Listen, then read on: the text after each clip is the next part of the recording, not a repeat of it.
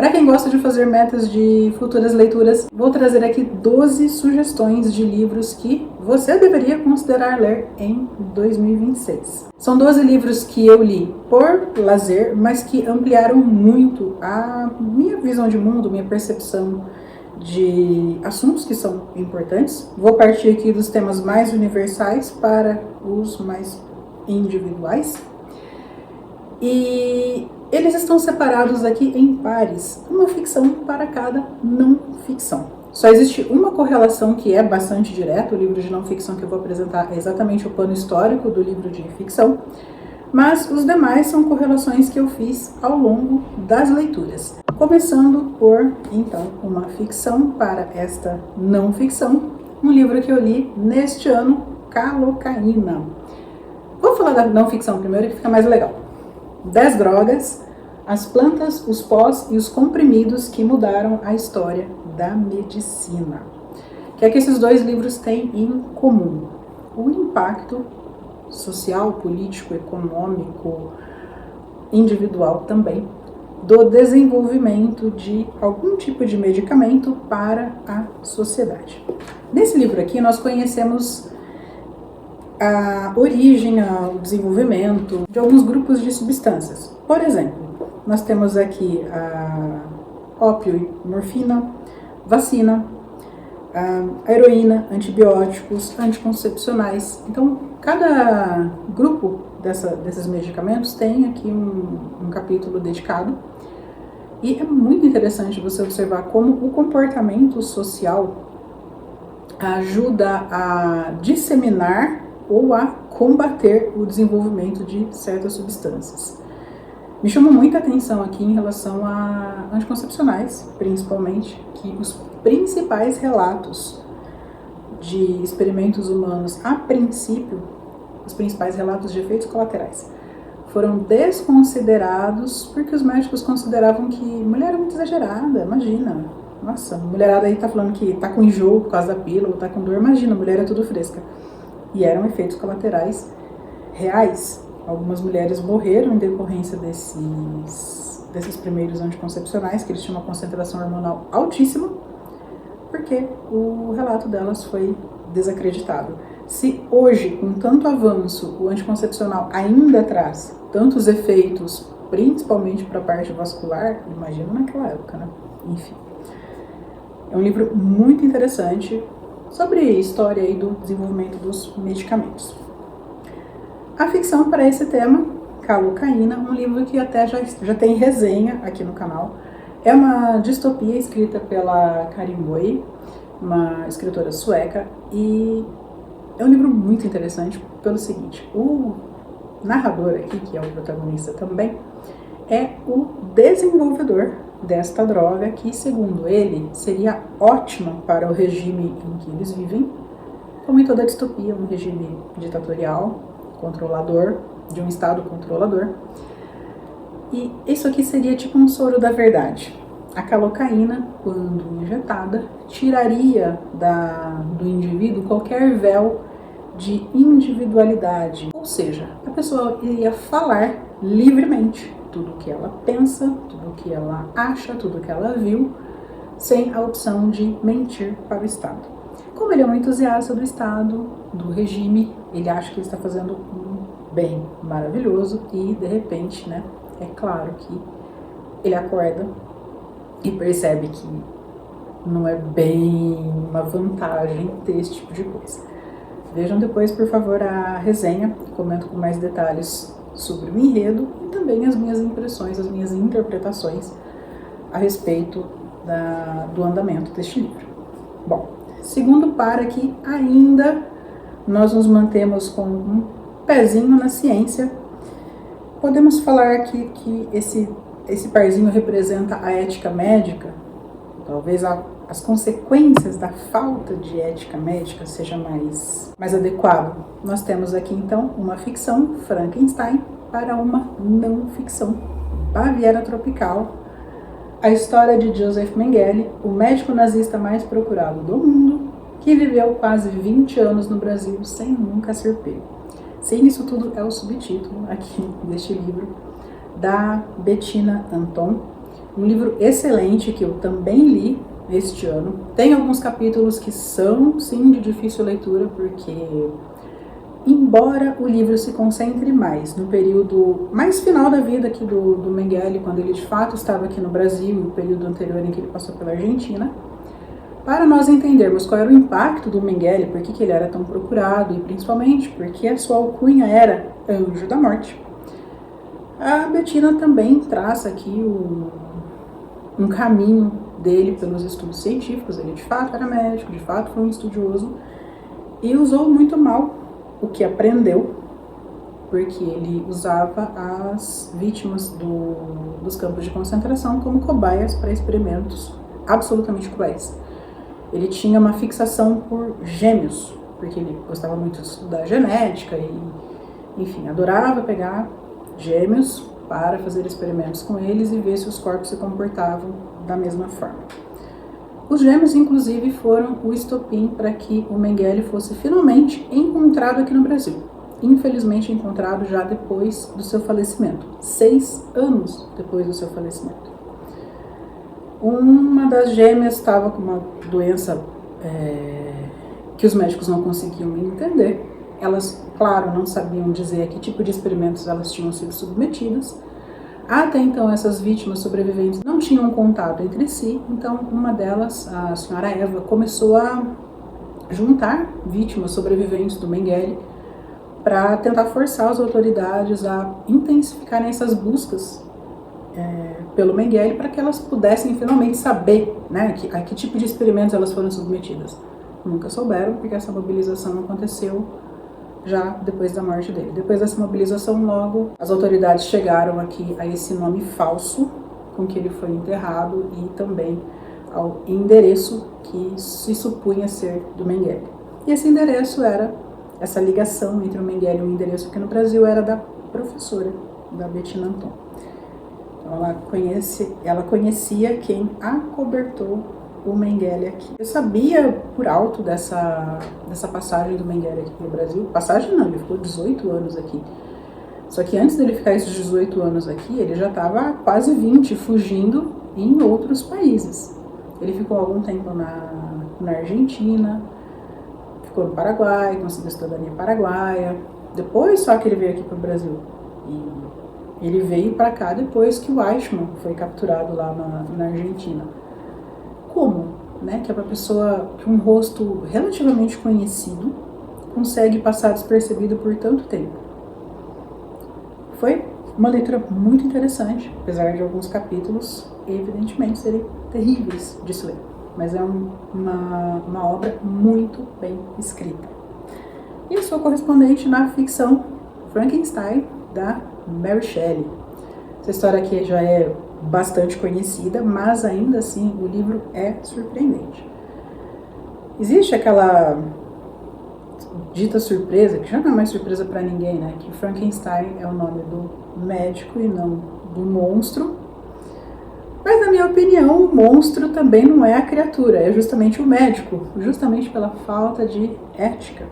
Ele junta peças de corpos mortos, junta órgãos, veias, pele, cria um ser humano, consegue dar ali o sopro divino dele, e quando a criatura ganha vida, ele percebe o que foi que ele fez, pega um horror aquilo e fala: ah, não, já me arrependi disso aqui. Deixa a criatura solta no mundo da própria sorte e vai viver a vidinha dele normalmente. E é claro que essa criatura vai penar horrores e, de alguma forma, tenta se voltar aqui contra o seu criador. Um livro muito bom, muito bem escrito, e apesar de uma história bastante conhecida do imaginário popular, foi surpreendente também. A ficção Distância de Resgate para a não ficção Voz de Chernobyl. Esse aqui também já tem resenha no canal. Distância de Resgate, da Samantha Schweblin. É um livro fininho, mas que para mim não foi de fácil leitura. Eu demorei um bocadinho para me encontrar nesse livro. Ele fala sobre um desastre ambiental. guardadas as devidas proporções, tá? Os dois livros falam sobre desastres ambientais e sobre negligência de autoridades, e, em certo modo, até da própria sociedade, guardadas as devidas proporções. Repito, porque o que acontece aqui em Voz de Chernobyl é muito mais grave, né? Todo mundo sabe que foi um acidente nuclear. Mas aqui, voltando, é um acidente, é uma questão ambiental que está sendo tratada aqui, e eu acho interessante você não saber exatamente o que está acontecendo, porque esse livro tem um tom muito sombrio, assim, meio sinistro, e ele é, todo o livro é um diálogo entre uma criança, que não parece uma criança, que é o David, e a Amanda, que é uma pessoa que visivelmente está febril, ela não está bem, ela está tentando entender o que aconteceu com ela. E o David o tempo todo diga os detalhes, preste atenção nos detalhes. E a gente fica ali junto com o David, junto com a Amanda, aliás, tentando entender nesses detalhes onde é que está o problema, o que está errado ali. Fica muito claro desde o início que é algo que está na água, porque a água é um elemento muito presente nesse livro. Tudo toda hora está molhado. A mãe do David carrega uns baldes para lá e para cá. Um cavalo morre ou passa mal, não me lembro, depois de tomar uma água. Tem algo de errado ali, você percebe desde o começo, mas o que está errado? A Amanda não percebe no primeiro momento e nem nós. Tem resenha aqui no canal para ele, eu comparo o livro com o filme, que por sinal é uma excelente adaptação da Netflix. O nome do filme, se não me engano, é O Fio Invisível. E ele conseguiu capturar muito bem esse clima meio sinistro, meio misterioso do livro, fazendo planos de fundo, planos de cena diferentes, sabe? Tem uma cena principal acontecendo na frente e os detalhes passando atrás. Muito boa adaptação. Voz de Chernobyl, da Svetlana Alexievich, conta a versão de pessoas diversas da Ucrânia e da Bielorrússia a respeito do acidente de Chernobyl. Aliás, esse livro também tem um subtítulo, né? A história oral do desastre nuclear. Antes de ler esse livro, eu tinha a impressão de que as consequências do acidente de Chernobyl tinham sido realmente acidentais. A explosão pode ter sido, não acho que foi provocada, até onde eu me lembre, ninguém aqui diz que essa explosão da usina foi provocada por alguém, até onde eu me lembro. Mas, depois de ler o livro, o que ficou muito claro para mim? A omissão do governo em informar as pessoas que trabalhavam na usina ou que moravam ali ao redor sobre qual era a natureza dos materiais a que eles estavam expostos. A omissão em fornecer equipamentos adequados para as pessoas que foram trabalhar lá depois da explosão. A omissão do governo em retirar as pessoas ali, em fazer a evacuação o quanto antes, foi gritante. A explosão, de fato, foi um acidente. Mas tudo o que aconteceu depois foi negligência do governo.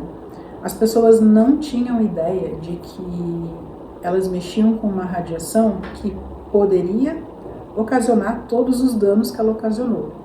Mas não era radiação? Eles não sabiam que era radiação? Elas sabiam que era uma usina nuclear. Só que o governo vendia para eles a ideia de que ali era o átomo do bem, que era a radiação do bem. E as pessoas acreditaram, por todo o contexto, né, de monopólio de informação do governo da época, e também porque elas se fiaram muito na finalidade. Ora, se isso aqui é a energia nuclear para produzir energia elétrica, a energia elétrica é boa, então tá tudo certo. As pessoas trabalhavam sem equipamento adequado, não tinha equipamento correto para medição da radiação que estava sendo vazada. As pessoas que foram trabalhar lá depois do acidente foram sem equipamento adequado, bombeiros sem equipamento adequado. Como que você vai apagar incêndio numa usina nuclear sem estar minimamente aparatado com tudo que se pode imaginar contra a radiação? Porque a gente entrou ali do jeito que estava. E o governo sabia. E a evacuação das imediações depois também foi muito lenta. E outra coisa que chama muita atenção é perceber que existem pessoas ainda que vivem no entorno ali da usina. Claro, tem uma área que ninguém pode chegar e tal, Mas fora dessa área em que ninguém pode chegar, também não deveria ter pessoas vivendo. E tem. Eles estão ali, eles plantam, comem as coisas que eles plantam naquela região, tomam a água dali. Por quê? Porque eles se sentem parte dali e alguns estão ali porque realmente escolheram, outros estão ali por falta de opção, outros porque perderam meio que sentido da vida ao perderem parentes e amigos no acidente da usina, enfim. É um livro muito interessante porque ele traz são relatos, né, de pessoas que presenciaram um acidente, que trabalhavam ali, viúvas, mães de pessoas falecidas. É um livro interessantíssimo. Triste, mas muito interessante. Partindo agora para não ficção de humanidades, vamos para o parzinho que representa aqui questões raciais, especialmente segregação racial. A não ficção Nascido do Crime para a ficção Kindred, da Octavia Butler. Eu inverti a ordem no último parzinho, né? Falei primeiro da ficção. Vamos voltar aqui e falar primeiro da não ficção. Esse aqui é um livro de memórias do Trevor Noah. Hoje ele é um comediante, ele trabalha nos Estados Unidos, mas ele é sul-africano. E no caso dele, Nascido do Crime é uma expressão literal. Existia uma lei na África do Sul que proibia certas relações amorosas, sexuais entre diferentes grupos, entre eles. Proibia relações entre europeus e africanos. E era o caso dele. A mãe dele era sul-africana e o pai dele era alemão ou suíço, não me lembro, mas acho que era alemão. Então, quando o Trevor nasceu, ele não podia sair e circular muito por aí. Então, por um tempo, essa criança foi meio escondida ali na vizinhança, só brincava ali nos arredores da casa da avó, porque, veja bem, existia todo um medo de que a mãe dele fosse presa devido a esse filho, porque ele era a prova do crime que a mãe havia cometido junto com o pai. O Trevor nasceu já quando o regime do apartheid estava perdendo forças. Então, quando ele estava ali com 5 anos, 6, já dava para circular um pouco mais, a lei ainda estava vigente, mas já não tão fiscalizada assim, e existia uma pressão internacional para a África do Sul estabelecer um mínimo de igualdade entre os grupos étnicos. Demorou um pouco até que isso realmente acontecesse. O apartheid terminou em 91, 96, eu me esqueci, mas eu vou deixar aqui na edição, porque quando eu li esse livro, eu deixei uma resenha bem completa sobre ele no Instagram. Então eu vou deixar o link aqui para a resenha do Instagram também. Tem lá alguns dados sobre o histórico do apartheid, que acabou, em termos históricos, ontem, né, final do século XX.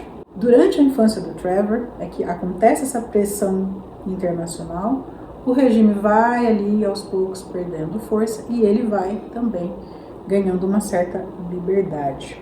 Certa liberdade porque existiam algumas restrições ainda, especialmente na escola. Veja só, num país em que a miscigenação é proibida e que existem escolas para pretos e escolas para brancos, onde você coloca uma criança como o Trevor? Num primeiro momento, a mãe dele colocou ele na escola para brancos, porque era um ensino melhor, o Trevor era inteligente e tal. Só que ele não se sentiu bem lá. Então, ele desde cedo tem uma identidade cultural muito mais forte com as etnias africanas. Então, ele pediu para ir para a escola de pretos. E lá ficou. Não sem algum tipo de problema também, mas conseguiu estudar. E é muito interessante esse livro porque, como eu disse, ele é um comediante. E apesar de ter passado por uma história bem peculiar e de episódios bem dramáticos, bem tristes na vida, ele conta tudo isso com muito bom humor.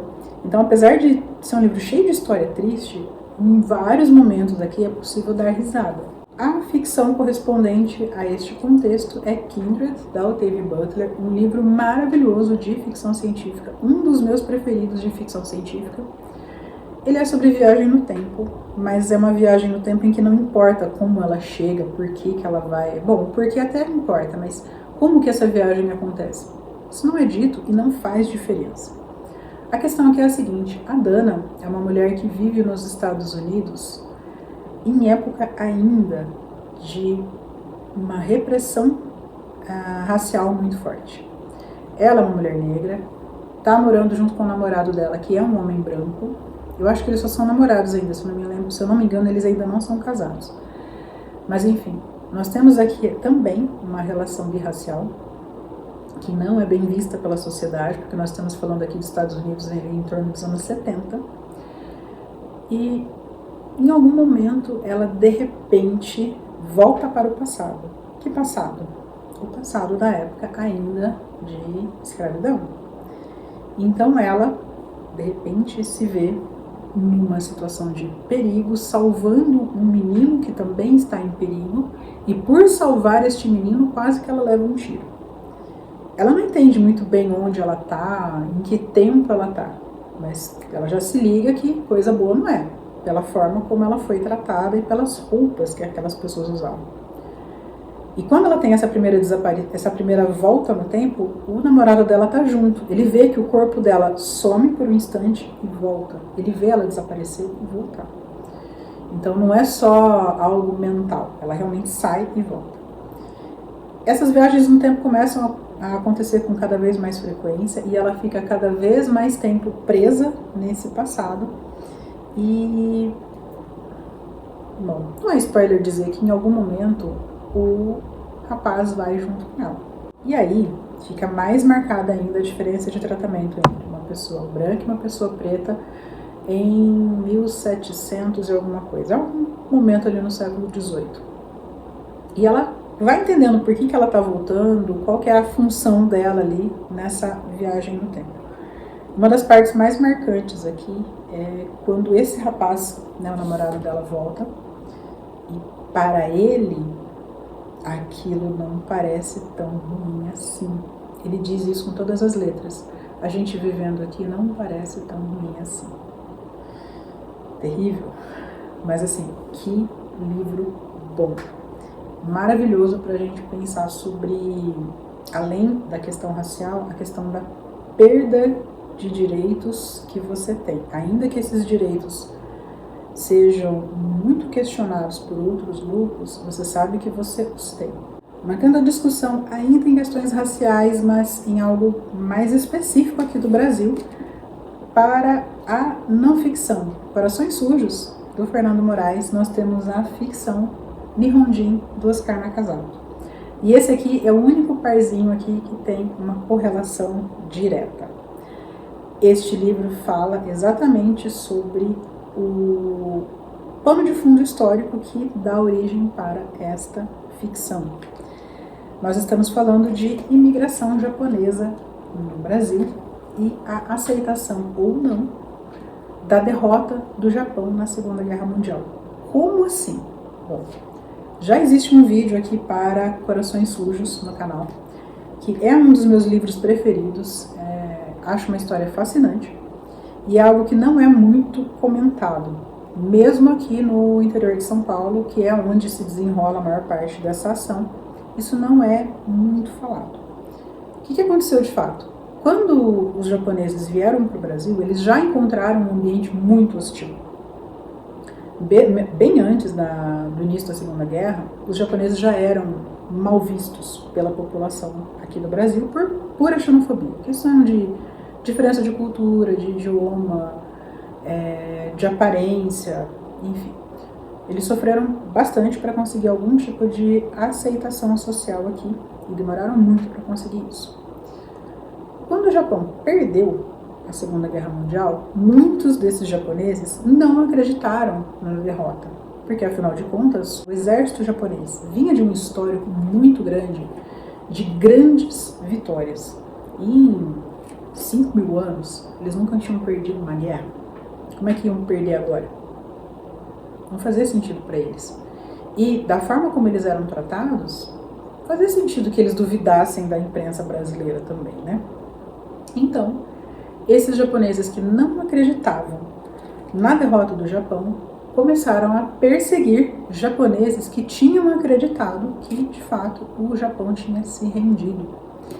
E eles começaram a perseguir mesmo, para matar. Esses japoneses que não aceitavam a derrota do Japão criaram uma organização que hoje é reconhecida como terrorista, que é a Shindo Henmei, para perseguir os corações sujos, que eram os japoneses que aceitavam essa derrota. Então, é um capítulo muito pouco falado da história brasileira, e é um capítulo também muito interessante, porque dentre os próprios japoneses existe uma certa resistência em comentar sobre esses episódios. Esse aqui é um livro muito bem fundamentado, ele tem fotos, documentos históricos, fotos de objetos, de lugares, espetacular. E eu recomendo a edição física, porque na edição do Kindle, pelo menos quando eu li, não tinha essa parte das imagens. Eu tenho esse livro nas duas versões. A física é muito melhor pela riqueza de informações, aliás, pela riqueza de imagens. E a ficção é realmente o que eu acabei de falar sobre a não ficção. Nós temos aqui a história de um rapaz que chegou aqui no Brasil para fazer a vida, né, como tantos outros japoneses que chegaram aqui pobres. Foram muito humilhados nos seus primeiros trabalhos, tiveram muita dificuldade de adaptação.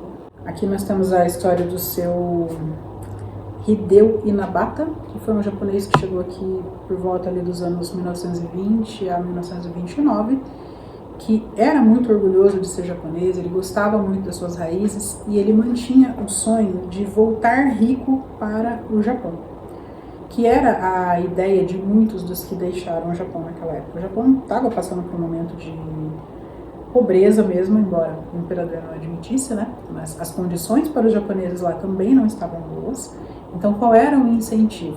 Saiam do Japão, levem a nossa cultura, levem os nossos valores, o nosso modo de trabalhar, façam riqueza e voltem, ou mandem seus filhos prósperos para cá. Muitos japoneses saíram de lá com essa ideia de fazer fortuna aqui e um dia voltar. E o protagonista deste livro, como tantos, chegou aqui, passou por diversas situações de humilhação, de pobreza, de perda de pessoas queridas e se deparou aí com a Shindo Henmei. Ele era de qual lado? Bom, aí vocês vão descobrir, lendo o livro, se ele era um dos que aceitavam ou não a derrota do Japão. Esses dois grupos têm um nome, deixa eu pegar aqui porque é um nome difícil. Os vitoristas da Shindo Henmei, as pessoas que acreditavam na vitória do Japão, eram os Kashigumi, e os derrotistas, né, que eram esses corações sujos, eram os Makegumi. Então, vale muito a pena ler esse livro, ele é fininho, mas é espetacular. E, por fim, nós temos uma história que, embora seja importante, cabe a uma parcela muito pequena da população, mas é uma parcela que pode ser muito interessante, pelo menos para nós abrirmos os nossos olhos a respeito das ilusões que nós temos acerca de pobres meninas ricas, meninas milionárias que vivem em gaiolas de ouro. A não ficção que representa isso também é um livro que eu li este ano, Cinderela Chinesa, da Adeline Ima, e a sua respectiva ficção, Hibisco Roxo, da Chimamanda Ngozi Adichie. Nos dois livros nós temos meninas que são filhas de homens riquíssimos, poderosos, que teoricamente levariam uma vida de sonho, mas que sofreram um bocado. Vamos começar aqui pela não ficção. Os pais da Adeline Ima eram muito ricos. A mãe dela morreu no parto em que ela nasceu. Então, não só os adultos, mas também os irmãos culpavam a Adeline pelo falecimento da mãe. Então, ela sempre foi muito mal vista pela família toda. Depois de ficar viúvo, o pai dela, que era de família de banqueiros, eles eram realmente riquíssimos, se casou novamente. E aí a gente entende o porquê do título, né? Ela recebeu a madrasta, Má, que não gostava dos enteados. Ela não gostava de todos eles, mas ela tolerou mais a presença daqueles que fizeram as suas vontades, que atenderam aos seus caprichos, que se curvaram às exigências que ela fez. A Adeline continuou fiel aos seus princípios, às suas origens, e ela já tinha essa mágoa, né, dos irmãos, ela já era muito excluída da família, então ela só continuou sendo excluída como sempre foi. E apesar de vir de uma família rica, riquíssima, de estudar em colégios maravilhosos depois de maiorzinha, enquanto pequena, ela passou fome, passou frio, foi abandonada, foi esquecida na escola, não davam dinheiro para ela pegar transporte para voltar para casa. Ela tinha que voltar a pé, às vezes debaixo da neve, debaixo da chuva, em situações assim desumanas. E o desprezo do pai dela por ela era tanto que, em um certo momento, ele até esqueceu qual era o nome chinês dela. Como assim que nome chinês? Adeline não era o nome de nascimento dela. Ela recebeu um nome chinês, mas a madrasta dela mudou o nome dos enteados e colocou nomes franceses em todo mundo porque ela achava mais chique. Hoje, a Adeline Ima é uma médica, ela teve sucesso na vida pessoal, na vida profissional, ela se casou e escreveu esse livro de memórias aqui para contar como foi a infância dela. É um livro direcionado para jovens, ele é publicado pela editora Seguinte. Eu só li esse livro porque ele foi indicado pela escola do meu filho, foi um dos paradidáticos dele agora, no 9º ano. E eu acho muito importante trazer esse tipo de leitura para jovens e para crianças, se você tem crianças e jovens em casa, pelo seguinte: a gente costuma idealizar muito a vida com o dinheiro, né? Por mais que dinheiro não compra felicidade, seja um clichêzão aí da cultura brasileira, a gente associa sim dinheiro à felicidade. E de minha parte, graças a Deus, todos os meus problemas seriam resolvidos com dinheiro. Né? Só precisaria de bens materiais, o que é não material eu tenho. E a gente tende a achar que pessoas ricas não têm problema, que tudo é muito bom, que se a família tem dinheiro todo mundo tem acesso a tudo. E nem sempre é assim. Claro, a Adeline é uma exceção? É, mas serve pra gente botar um pouquinho os pezinhos no chão, especialmente pessoas mais novas. Acho um livro interessante pra gente baixar um pouquinho a expectativa, não só em relação a dinheiro, mas também a certos modelos de família que a gente olha por aí e fala: ai, nossa, que família perfeita. A Jura, a família dela também, olhada de fora, era maravilhosa aos olhos alheios. Assim como era admiradíssima a família aqui da protagonista do Hibisco Roxo. A família dela era tão admirada que era até tomado como exemplo pelo padre na missa, porque o pai dela era o exemplo local da virtude.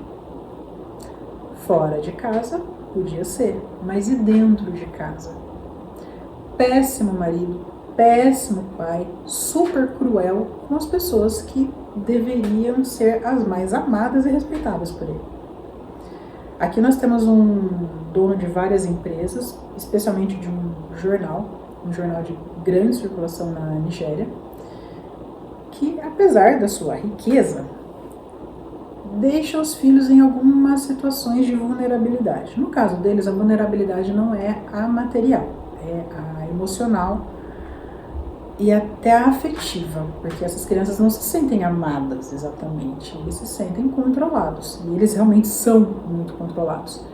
Qualquer mínimo deslize ou comportamento que o pai considere como um deslize é severamente punido, de preferência com castigos físicos, mas isso não exclui os castigos psicológicos. Ao contrário ali da Adeline, a protagonista aqui desse livro demora um bocadinho para perceber que ela vive numa gaiola de ouro.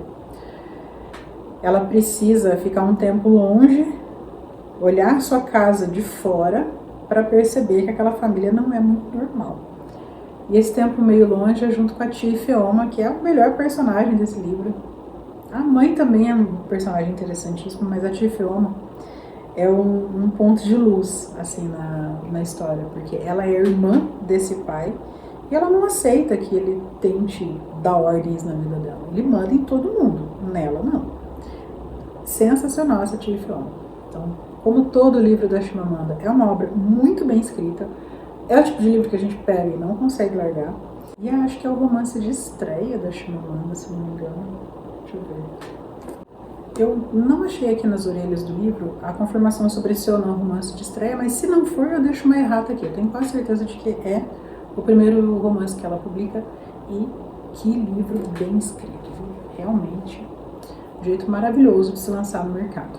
Bom, trouxe aqui 12 indicações, foram leituras excepcionais na minha vez de ler, e eu espero que elas sejam excepcionais também para vocês. Afinal de contas, o intuito deste